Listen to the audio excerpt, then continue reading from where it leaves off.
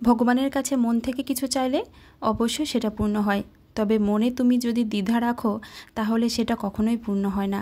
জন্মাষ্টমীর দিন কারণবশত আমি পুজো করতে পারিনি, এতে খুব কষ্টও পেয়েছিলাম, কিন্তু পরে ভাবলাম আমার মনের মধ্যে একটা দ্বিধা জন্মেছিল যে আমি পুজো করতে পারবো, তো সেই দ্বিধার কারণেই আমি হয়তো সত্যিই সেদিন পুজো করতে পারিনি, কিন্তু মন থেকে খুব একান্তভাবে চেয়েছিলাম আমি রাধা অষ্টমীর দিন যেন পুজো করতে পারি।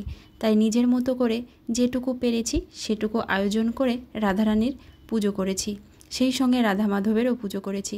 কাল ছিল রাধা অষ্টমী, আর কাল আমি আমার ঘরে আমার রাধা মাধবকে মন থেকে ভক্তি ভরে পুজো করেছি।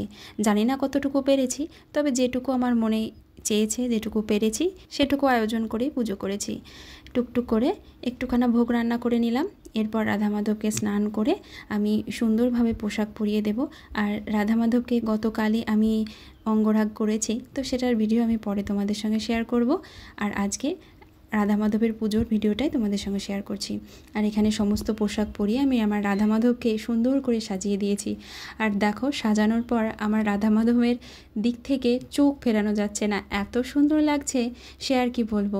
তবে ভগবান তিনি তো সুন্দর, ওনার রূপ আমরা কখনোই মুখে বলে প্রকাশ করতে পারবো না, যেটুকুই বলি না কেন সেটুকুই কম হবে। তবে হ্যাঁ, আমি করেছি বলছি বটে, এটা বলাও সত্যিই পাপ, কারণ যা হয়েছে যেটুকু করেছি সেটুকু উনিই করেছেন, আমি কিছুই করিনি। আজকের মতো এখানেই। কেমন লাগলো ভিডিওটা অবশ্যই কমেন্ট করে জানিও, আর যদি ভালো লাগে তাহলে অবশ্যই মনে মনে সবাই মিলে একবার বলো রাধে রাধে।